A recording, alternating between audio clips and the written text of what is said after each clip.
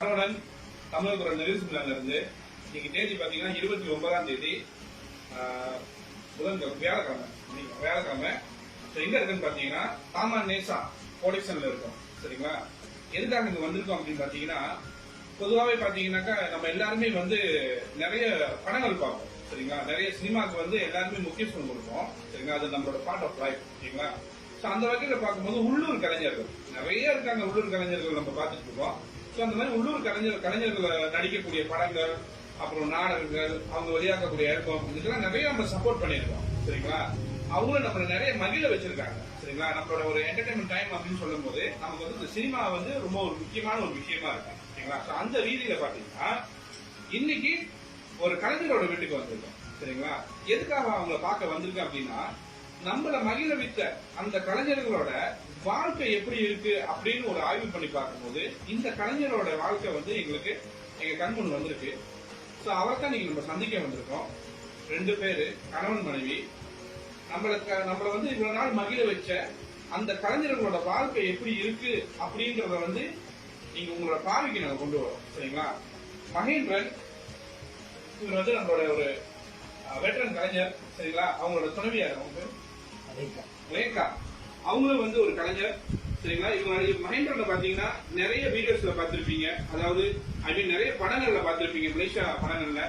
முக்கியமா இதை இன்னைக்கு நான் யாருக்கு இதை ஹைலைட் பண்ண விரும்புறேன்னா, நம்மளோட மலேசியா இண்டஸ்ட்ரி, அதாவது கலை உலகத்துக்கு இதை நான் ஹைலைட் பண்ண விரும்புறேன். மகேந்திரனோட நிலைமை இன்னைக்கு என்னன்னு பாத்தீங்கன்னா, அவங்க மனைவிக்கு 2 காலையும் இழந்திருக்காங்க. அவங்க டயபெட்டிக். சரிங்களா? டயபெட்டிக்னால அவங்க 2 காலையும் இழந்திருக்காங்க. கிட்டத்தட்ட ஒரு 2 வருஷமா ஒரு 4 வருஷமா இந்த ஒரு போராட்டமான ஒரு வாழ்க்கையை 2 பேரும் வாழ்ந்துட்டு இருக்காங்க. இந்த நபர்களுக்கு, அதாவது நம்மள மகிழ வைத்த இந்த கலைஞர்களுக்கு என்ன செய்ய வந்திருக்கோம் அப்படின்னு கேட்டீங்கன்னா, இதை உங்க முன்ன காட்டுறதுக்கு தான் நாங்க வந்தோம். சரிங்களா? ஏன் இதை உங்க முன்னுக்கு காட்டுறோம் அப்படின்னு சொன்னாக்கா, எவ்வளவு கலைஞர்கள், உள்ளூர் கலைஞர்கள். சரிங்களா? இன்னைக்கு பாத்தீங்கன்னா ஒரு நிறைய பேர் படம் நடிக்கிறாங்க. இந்தியாவோட ஹீரோஸ், ஹீரோயின், அவங்களுக்கு நிறைய முக்கியத்துவம் கொடுக்கும். அது தப்பு இல்லை, அது உங்களோட உரிமை. ஆனா அதே போல நம்ம நாட்டுல, நம்ம மண்ணுல வாழக்கூடிய ஒவ்வொரு கலைஞனையும் மதிக்க வைக்கணும், வாழ வைக்கணும் அப்படின்னு நம்ம நினைச்சிட்டு இருக்கோம். ஆனா அவங்க எந்த வகையில வாழ்ந்துட்டு இருக்காங்கன்னு யாராவது நம்ம யோசிச்சிருக்கோமா? எவ்வளவு கலைஞர்கள் இந்த மாதிரி வாழ்ந்துட்டு இருக்காங்க நமக்கு தெரியல. இன்னைக்கு அவரோட கஷ்டம் அறிஞ்சு நாங்க வந்தோம். கோடெக்ஸ் நரேசன் தான் அவர் வசிக்கிறாரு. அவரோட பிரச்சனை என்னன்னு பாத்தீங்கன்னா, தன்னோட மனைவியோட 2 காலையும் இறந்திருக்காங்க ஒரு நாள் 2016ல. அதுல இருந்து அந்த மனைவிக்கு உண்டான சேவைகளை பாக்குறதுனால அவர் வேற எதுவுமே அவர் கான்சென்ட்ரேட் பண்ண முடியல. ஏன்னா அவங்களுக்கு வேற யாருமே இல்ல. சரிங்களா? நீங்க நினைக்கலாம் அவங்க குடும்பத்துல பிள்ளைங்க இருப்பாங்களே, சொந்தக்காரங்க இருப்பாங்களே அப்படின்னு. ஆனா எல்லாருக்குமே குடும்பங்கள் இருக்கு, எல்லாருமே அவங்கவுங்க வேலையை பார்த்துட்டு இருக்காங்க. பட் இது நாள் வரைக்கும் இவங்க 2 பேரும் தனியா தான் சஃபர் பண்ணிட்டு இருக்காங்க. இந்த 2 ஜீவனுக்காக இன்னைக்கு தமிழர் குரல் வந்திருக்கோம். எங்களால முடிஞ்ச உதவி நாங்க என்ன செய்யறோம்ன்றதை நாங்க அப்புறம் அப்டேட் பண்றோம். சரிங்களா? கண்டிப்பா இன்னைக்கு கண்டிப்பா நாங்க உதவி செய்ய தான் வந்திருக்கோம். சில பொருட்களை கொண்டு வந்திருக்கோம். ஒரு 1000 வெள்ளி ரொக்கம் கொண்டு வந்திருக்கோம் அவங்களுக்காக. சரிங்களா? ஆனா இது அவங்களுக்கு பத்தாது. இந்த 1 டைம் உதவி செய்வது நிச்சயமா அவங்களுக்கு பத்தாது. ஏன்னு சொன்னாக்கா, ஒவ்வொரு நாளும் ஒரு 2 நாள் 3 நாளைக்கு ஒரு தடவை அவங்க ஹாஸ்பிட்டல் போக வேண்டிய வேலை இருக்கு. அப்படி போகும்போது இந்த கட்டணம், இந்த வாடகை கார், அதுக்கெல்லாம் செலவினங்கள் நிறைய இருக்கு. அவருக்கு ஒரு கார் இல்ல. சரிங்களா? அதாவது அவர் பயன்படுத்துறதுக்கு ஒரு மகிழுந்து இல்ல, கார் இல்ல. அந்த மகிழுந்தை வாங்குறதுக்காக அவர் நம்ம கிட்ட உதவி நாடி இருக்கிறாரு. இப்ப நம்ம மக்கள்கிட்ட இந்த பிரச்சனை நம்ம இன்னைக்கு கொண்டு வரோம். சரிங்களா? இவருக்கு உதவி செய்யணும்னு நினைக்கக்கூடிய நல்ல உள்ளங்கள் இந்த வீடியோல பாத்தீங்கன்னா அவங்களோட அக்கௌண்ட் நம்பரு, எந்த டேட் வரைக்கும் நீங்க போடலாம் அப்படின்ற விஷயமும் நம்ம சொல்லப்பட்டிருக்கோம். சரிங்களா? நீங்க உதவி செய்வீங்க அப்படின்ற அந்த எதிர்பார்ப்பு எங்களுக்கு இருக்கு. சரிங்களா? ஏன்னா தமிழர் குரல்ல நிறைய நல்ல உள்ளங்கள் நிறைய பேருக்கு உதவி செஞ்சுட்டு இருக்கீங்க. அதே நேரத்துல நாங்க ஒரு விஷயத்த கொண்டு வந்தா அது சரியா இருக்கணும்ன்றத நம்புறீங்க. ஆனா இன்னைக்கு வந்திருக்கிற விஷயம் மிகப்பெரிய ஒரு ஒரு வித்தியாசமான ஒரு விஷயம். நம்மள மகிழ வச்ச இந்த உள்ளூர் கலைஞர்கள் இப்ப பாத்தீங்கன்னா நிறைய பேர் ஆல்பம்லாம் வெளியாக்குனா எங்களுக்காக சப்போர்ட் பண்ணுங்க அப்படின்னு சொல்றாங்க. அப்படி நம்ம சப்போர்ட் பண்றோம். ஆனா அந்த கலைஞர்கள் எப்படி வாழ்றாங்க, அவங்களோட வாழ்க்கை தரம் எப்படி இருக்கு, அவங்க எந்த கஷ்டத்துல இருக்காங்கன்னு எவ்வளவு பேர் பாக்குறாங்கன்னு எங்களுக்கு தெரியல. நாங்களே இன்னைக்கு தான் பாக்குறோம். சரிங்களா? பாக்குறதுனாலதான் தெரியுது ஒரு கலைஞரோட வாழ்க்கை நிலை எப்படி இருக்கு, எப்படி அமைஞ்சிருக்கு அப்படின்றது. சரிங்களா? அதே நேரத்தில் இந்த விஷயம் நான் கலை உலக சார்பில் இருக்கக்கூடிய எல்லா இண்டஸ்ட்ரியில இருக்கக்கூடிய எல்லாத்துக்கும் நான் வரேன். நீங்கெல்லாம் ஒரு கலைஞரை நடிக்க வைக்கிறீங்க, அவங்க மூலியமா நிறைய விஷயங்கள் நீங்களும் சம்பாதிக்கிறீங்க.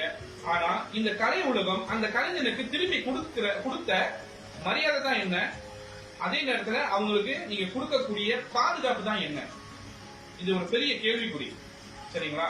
ஆக இந்த கலை உலகத்துக்கு வந்து இன்னைக்கு இன்னும் அடுத்தடுத்து இன்னும் யார் யார் பாதிக்கப்பட போறாங்க இது போல அவங்களுக்கு எல்லாம் என்ன பாதுகாப்பு அம்சம் இருக்கு? இதெல்லாம் ஒரு பெரிய கேள்விக்குறியா இருக்கு. இந்த கேள்விக்கு விடை கிடைக்குமா? நீங்க தான் பதில் சொல்லணும். கலைத்துறையில இருக்கக்கூடியவங்க நிறைய பேர் இருக்கீங்க. மலேசியால ஆல்பம்ஸ் வெளியாக்குறீங்க, படங்கள் வெளியாக்குறீங்க, நிறைய இருக்கீங்க. எனக்கு நண்பர்கள் நிறைய இருக்கீங்க கலைத்துறையில. அந்த யாரையும் நாங்க கொண்டேன் பண்ணல. நாளைக்கு உங்களுக்கு அந்த நிலைமைகள் வந்துடக்கூடாது.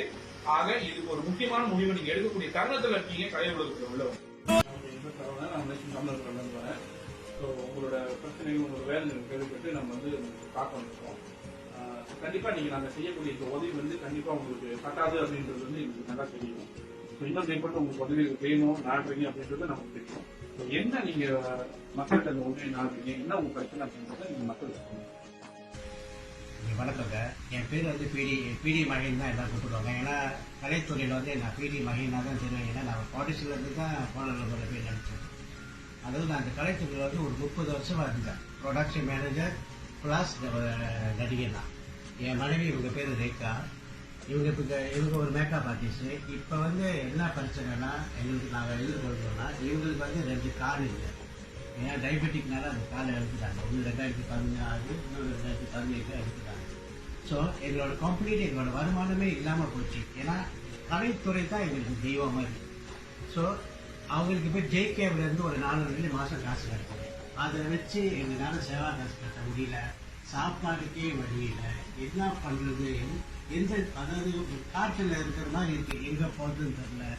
ஸோ அந்த ஒரு பாதிப்பு இருந்துகிட்டு இருக்கும்போது கடைசியில் வந்து இப்போ என்ன ஒரு சூழ்நிலை ஆச்சுன்னா அவங்களுக்கு பார்வையும் ஒரு இழந்து போகிற ஒரு நிலைமைக்கு வந்துச்சு. அதாவது 90% வந்து பார்வை அவங்களுக்கு தெரியாமல் போச்சு. இன்னொன்று வந்து ஒரு டிரான்ஸ்போர்ட்ல வாகனம் ஒரு ஹாஸ்பிட்டல் கூட்டிட்டு போறது, அங்கிட்டு போயிட்டு ஒரு கிராப்பா பார்த்தா கிராப் எவ்வளவு காசு கேட்கறான். ஏன்னா ஒரு வருமானமே இல்லை. அப்புறம் அது பிறகு கூட கலைஞர் மூலியமா போயிட்டு கலைஞர் இயக்க மூலியமா எல்லாம் பல விஷயம் என் கூட சக நடிகர்களோட கூப்பிட்டு பேசும்போது அவங்களும் சொல்றாங்க, எங்க பொழப்பே வந்து ஒண்ணுமே இல்லை, எங்களுக்கே சம்பாதித்தது இல்லை, நாங்க என்ன செய்யறதுன்னு தெரியல, முயற்சி பண்றோம். நான் அவங்களுக்கு போல சொல்லல. ஏன்னா நான் இந்த வருஷம் இந்த இண்டஸ்ட்ரியில 30 வருஷம் இருக்கிறதுனால மலேசியா கலைத்துறை எப்படி இருக்குன்னு எனக்கு நல்லாவே தெரியும். ஆனா ஒரு பாடம் எடுக்கும் போது எவ்வளவு சப்போர்ட் எல்லாம் பண்றாங்களோ, ஆனா அதே கலைஞர் பாதிக்கப்பட்ட போது ஒரு ஆள் கூட எடுத்து கூட எங்க வந்து பார்த்ததே கிடையாது. எங்க வீட்டுல என்ன ஆச்சு, நாங்க சாப்பிட்டோமா, கால் இல்லையே, ஒரு ஆறுதலுக்கு ஒரு போன் கூட பண்ணி நமக்கு பேச மாட்டாங்க. கூப்பிட்டாலும் அவாய்ட் பண்றாங்க. சரி ஏதாச்சும் ஒரு வழி பண்ணுங்க, உதவி செய்யுங்கன்னா ஒரு உதவி இது வரைக்கும் ஒண்ணுமே கிடையாதுங்க. அதனால ஏன்டா இது கலைத்துறையில 30 வருஷமா இருந்தோம், என்ன செய்யறது, ஒரு பாதிப்பு ஒண்ணுமே முடியல. ஏன்னா ஆரம்பத்தில் அவங்க கால் இல்லாத போது காலை இழந்துட்டேன். இப்ப நான் என்ன அந்த கண்ணியை நான் இழந்துட்டேன்னா அது என்னால தாங்க முடியாது. இப்போ கண்ணு இல்லை நான் என்னதான் செய்யுது. அதனால நான் வந்து கலைஞர்கிட்டே நான் உதவி கேட்கறேன், மக்கள்கிட்ட நான் உதவி கேட்கறேன். நாளைக்கு வந்து உங்க மூலியமா இந்த உதவி எங்களுக்கு கிடைச்சிச்சுன்னா இதே வந்து அவங்க கண்ணு ஆபரேஷன் முடிஞ்சு உங்க முன்னால வந்து அந்த பேட்டி கொடுத்து அவங்க நெஞ்சு சொல்லுவாங்க. நீங்க எல்லாம் உதவி செய்வீங்க நான் நம்புறேன். என் பேர் வந்து பிரவீன் ரேகா. ஆக்சுவலி அழுவது தான் சிரிக்கதான் எனக்கு தெரியும் என்ன சொல்றதுன்னு. ஏன்னா இப்ப வந்திருக்கிற டீம் வந்து ரொம்ப எனக்கு ரொம்ப உதவிட்டாங்க. ஏன்னா என் வீட்டை தேடி ஓடுனா யாரும் வர மாட்டாங்க. மக்கள் குரல் வந்து இந்த அன்னைக்கு நான் வந்து ஒரு சாடி வச்சு ரசம் வச்சு சாப்பிட்டோம்னா அது மக்கள் குரல் தான். ஏன்னா எங்களுக்கு சொந்தக்காரங்க இல்லை, சொந்தம் சொல்லி வந்து கூட பொண்ணவங்க வந்து என் காலு கை நல்லா இருக்கும்போது நான் 30 வருஷம் ஹெச்ஆர் மேனேஜரா வேலை செஞ்சிருக்கேன். மேக்கப் ஆர்டிஸ்டா ஒரு 5 வருஷம் வேலை செஞ்சிருக்கேன். ஆனா இவ்வளவும் செஞ்சு இந்த நேரத்தில் நான் என் காலில் இல்லாம என் கணவர் தான் எனக்கு 24/7 என்னை பார்த்துக்கிறாரு. எனக்கும் சமைக்கிற டாக்டர் 2 மணி 3 மணி எழுந்துச்சு அவருக்கு சொல்ல கொடுத்து என் மனசு ரொம்ப கஷ்டமா இருக்கு. ஏதோ எனக்கு வந்து ஆண்டவன் மூலியமா மக்கள் குரல் வந்து என்னோட ஆர்டருக்கு நான் சொல்றேன். எனக்கு வந்து பல பிரச்சனைங்க இருக்கு. பைனான்சியல் பிரச்சனை இருக்குது, கடன் தொல்லை இருக்கு. ஆனா நாங்க எப்படி இந்த ஜமாச்சு எப்படி நாங்க வாழ போனோம்னு நினைக்கிறோம். பாபாடெல்லாம் சாமி கொடுப்போம். ஆனா பாபா வகையில மக்கள் குரலை வந்து எனக்கு அனுப்பி வச்சிருக்காரு. இல்லைன்னா எனக்கு இந்த வழி கூட தெரியாது, பேசுறதுக்கோ சொல்றதுக்கோ. எனக்கு இப்ப கண்ணு கூட வந்து இப்படி எனக்கு கண்ணு தெரியாம கொஞ்ச நாள் ஆச்சு. நான் வீட்டுக்காரருக்கு காட்டிட்டு யாருக்கும் சொல்லிக்கிறது இல்லை. நானே யாரில் பார்த்துட்டு கமெண்ட் பண்ணி கொடுத்தேன், எல்லாம் தெரியுதாங்க. ஏன்னா என் மனசு ரொம்ப வேதனையா இருக்கு. ஏன்னா என் கூட பிறந்தவங்க எனக்கு ஒரு உதவி இல்லை, சொந்தக்காரங்களும் உதவி இல்லை. நான் வந்து காடு இருக்கும்போது எல்லா வேலையும் நான் செய்வேன். காடி ஓட்டிட்டு போவேன், இங்கே போவேன் அங்கே போவேன், இது செய்வேன் அது செய்வேன், மாற்றி பேசுவேன், வீட்டு வேலை செய்வேன். எங்கள் ஹஸ்பண்ட் கூட ப்ரொடக்ஷன் மேனேஜர் வேலைக்கு கூட கூட்டிகிட்டு போவேன். காடி ஓட்டிட்டு போவேன், நான் தான் காடி ஓட்டிட்டு போவேன். இன்னும் அப்போல்லாம் வெயிஸ்லாம் ஒன்றும் இல்லை, அவர் தான் பதவி சொல்லுவார், நான் காடி ஓட்டுவேன். அந்த மாதிரி இருந்து வாழ்ந்து ரொம்ப கஷ்டப்பட்டு நொந்து போய் நூலா போய் இன்னைக்கு அது மட்டும் இல்லாம இப்ப ஏன் இந்த விஷயத்த நான் தமிழர் குரல் மூலியமா நான் இந்த விஷயத்த சொல்றேன்னா, கலைஞர்களுக்கும் சேரணும், மக்களுக்கும் போய் சேரணும். ஏன்னா ஒரு படம் ரிலீஸ் ஆகும்போது ஒரு நம்ம டிராமாலாம் வரும்போது அந்த சந்தோஷம் வந்து எவ்வளவோ நாங்கள் பாடுபட்டிருப்போம், கஷ்டப்பட்டிருப்போம். அது 2 hour வரும், அதை பார்க்கவே எங்களுக்கு சந்தோஷம் வரும். ஒரு ஆல்பம் செய்கிறாங்களோ, ஒரு ட்ராமா செய்கிறாங்களா, ஒரு டெலிமூவி செய்கிறாங்க, அவங்க வந்து ரொம்ப கஷ்டப்படுறாங்க. ஆனால் இன்னைக்கு நாங்கள் உண்மையான கஷ்டம், அது ஒரு நாடகம், அது ஒரு நடிப்பு. ஆனால் இன்னைக்கு வந்து அவங்களுக்கு காணுங்க. கிட்னி வந்து 3/3 ஸ்டேஜில் இருக்கு. கண்ணு பார்வை அதுவே முடியாதுன்னு சொல்லிட்டாங்க டாக்டர். எனக்கு தெரியல, யாரை கூப்பிட்டு கேட்டாலும் வந்து அதை இப்போ உதவி செய்கிறாங்க, அப்போ உதவி செய்கிறாங்க, இதை பண்ணிட்டேன் பீனாஸ்ன்னு ஒரு சொன்னாங்க, ஏதாச்சும் செய்யுங்க. ஆனால் நான் சொல்றேங்க, நான் ஒரு குறை சொல்றதா என்னன்னு தெரியல. நான் ஏன் தான் இந்த கலைத்துறையில வந்து ஒரு நடிகனா ஆகணும் இந்த நாட்டை எனக்கு ரொம்ப அசிங்கமா இருக்குது. ஸோ அதனால இந்த விஷயம் போயிட்டு ஒரு சக கலைஞர்களுக்கும் போய் சேர்றோம். நாளைக்கு வந்து இன்னைக்கு என் மனைவிக்கு ஏற்பட்ட பிரச்சனை நாளைக்கு நம்மளுக்கு வந்து கலைஞர்களுக்கு ஆகாத்துக்கும் இந்த மாதிரி ஏற்படும். அதாவது இந்த கலைத்துறை எப்படி தருனாங்க, நம்ம வந்து நல்லா இருக்கும் போதுங்க நம்ம மேல தோல் மேல கை போட்டுக்கிட்டு போவோங்க. அது ஒரு நிமிஷம் நம்ம ஒரு இது ஒரு சர்வீஸ் கீழே இறங்கிதான் 10 தோல் கையில போட்டுட்டு அது போய்கிட்டே இருக்குங்க. அப்ப என்னங்க கலை வளர்க்கு. இப்ப வரவங்களுக்கு கூட தயவு செய்து போய் நடிக்காதீங்கப்பா. ஏன்னா சம்பாதனே இல்லை, சரி சம்பாதனை இல்லை, ஒரு கலையை வளர்க்கணும் நாங்க எல்லாம் இருந்தோம். ஆனா பாதிப்பு சாப்பாடுக்கே வழி இல்லை, ஒரு மெடிக்கல் இது இல்லை, ஒண்ணுமே இல்லை. அவ்வளவு ப்ரொடியூசர் இருக்காங்க, அவ்வளவு டைரக்டர்ஸ் இருக்காங்க. தயவு செய்து இந்த தமிழர் குரல் மூலியமா இந்த வீடியோ நாங்க வைரல் பண்றோம். ஏன்னா எங்களுக்கு ஒரு வழி இல்லை. ஏன்னா வேற தப்பான ஒரு முடிவு எடுக்கிறதோட எங்க ஆதரத்தை தெரிவிச்சா கலைஞர்களும் சப்போர்ட் பண்ணுவாங்க, மக்களும் சப்போர்ட் பண்ணுவாங்க. தயவு செய்து கை கூப்பி கேட்டுக்காங்க, ஏதாச்சும் ஒரு நல்ல விஷயம் நடக்கணும். இந்த தமிழர் குரலுக்கு நான் ரொம்ப நன்றி சொல்றேன். ஏன்னா மெனக்கட்டு ஒரு ஆள் வந்து என்கிட்ட கேட்டு என்ன பிரச்சனை பேசவே வரலங்க. அதனால தான் இப்போ ஆபரேஷன் எங்களுக்கு இந்த 13ஆம் தேதி உங்களால முடிஞ்ச உதவி நீங்க எங்களுக்கு செய்யுங்க. ஆனா இது வந்து தயவு செய்து சொல்றேன், கலைஞர்கள் எல்லாம் கொஞ்சம் இந்த வீடியோவை பார்த்து கொஞ்சம் சப்போர்ட் பண்ணுங்க. நன்றி. இப்போ பார்த்துருப்பீங்க, இதான் அவங்களோட மனக்குறைகள். ஸோ ஒரு கலைஞர் வந்து எந்த அளவுக்கு கஷ்டப்படுறாங்க ஸோ அப்படின்றது வந்து உங்க பார்வைக்கு நாங்கள் கொண்டு வந்திருக்கோம். ஸோ இனி மக்கள் கையில தான் இந்த முடிவு, சரிங்களா? மக்களோட உதவி நாடி இருக்காங்க. நிறைய விஷயங்களுக்கு மக்கள் வந்து உதவி செஞ்சுட்டு இருக்கீங்க.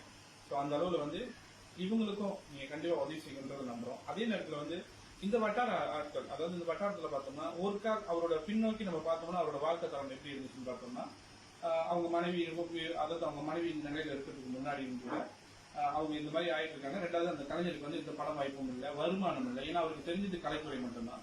ஸோ அவரும் வந்து ஒரு சில காலங்களில் வந்து மதுவுக்கு அடிமையா இருந்திருக்காரு ஒரு காலகட்டத்தில், சரிங்களா? அது இந்த வட்டாரத்தோட மக்கள், பீடி வட்டாரத்தோட மக்கள் எல்லாத்துக்கும் தெரியும். ஸோ இது எங்களுக்கும் எங்களோட பார்வைக்கும் வந்தது. ஏன்னா நம்ம தமிழர் குரல் வந்து ஒரு விஷயத்துக்கு போறோம் அப்படின்னா பர்ஃபெக்டா எல்லாத்தையும் விசாரிச்சுட்டு நம்ம போவோம், நம்ம முடிஞ்ச வரைக்கும், சரிங்களா? எங்கள்கிட்ட எதுவும் மறைக்காதீங்க, உண்மையை சொல்லணும். அவர் எங்கள்கிட்ட தாராளமாக உண்மையை சொல்லணும். ஸோ அந்த வகையில் வந்து அவர் இந்த பீடி வட்டாரத்தில் வந்து அவர் எப்படி இருந்தார் அப்படின்னு சில பேர் தெரியும். இப்ப அந்த மது வேணாம், இது எனக்கும் கேடு நாட்டுக்கும் கேடு அப்படின்னு சொல்லி விட்டு தன் மனைவிக்காவே வாழ்ந்து கொண்டு இருக்கக்கூடிய அந்த கலைஞனுக்காக தான் இன்னைக்கு உதவிக்கிட்டு நம்ம கிட்ட வந்திருக்கோம். ஸோ அந்த கலைஞனுக்கு கண்டிப்பா இந்த கலைத்துறையும் இந்த கலைத்துறை சார்ந்தவங்களும் அந்த இண்டஸ்ட்ரி உள்ளவங்க ஒவ்வொருத்தரும் உங்களால முடிஞ்சதை நீங்க செய்வீங்க அப்படின்றத நம்ம ரொம்ப எதிர்பார்க்கிறோம். அதே நேரத்துல மக்கள், சரிங்களா, அருமையான உள்ளம் படிச்சவங்க நம்ம தமிழர்கள். ஸோ அத்தனை பேரும் ஒரு கஷ்டம்னா கண்டிப்பா வருவீங்க. ஸோ இப்போ அவங்களுக்கு வந்து இப்போ நீங்க பாத்தீங்கன்னா நிறைய பேர் பார்த்தோம்னா அவங்க கஷ்டம் அப்படின்னா நிறைய பேர் வந்து ப்ரொஃபஷன் வாங்கிட்டு போவோம், அதாவது வீட்டுக்கு செலவு ஜாமான் வாங்கிட்டு போவோம். இப்போ நிறைய கேசஸ் பாத்தீங்கன்னா அந்த மாதிரி தான் எல்லாரும் போய் அதையே தான் வாங்கி கொடுப்போம். ஆனா முடிஞ்ச அளவுல நம்ம பண உதவியா பண்ணோம்னா, இல்ல நீங்க பண உதவியா கூட பண்ணாட்டினாலும் பிரச்சனை இல்லை. அவங்களுக்கு என்ன வேணுமோ அதை நீங்களால செய்ய முடிஞ்சுச்சுன்னா நீங்க தாராளமா செய்யுங்க. அவங்களை கூப்பிட்டு கேளுங்க என்ன செய்ய முடியும். ஸோ இந்த வீடியோல வந்து அவரோட தொலைபேசி எண்ணும் அவங்களோட பேங்க் அக்கௌண்ட் நம்பர் இருக்கு.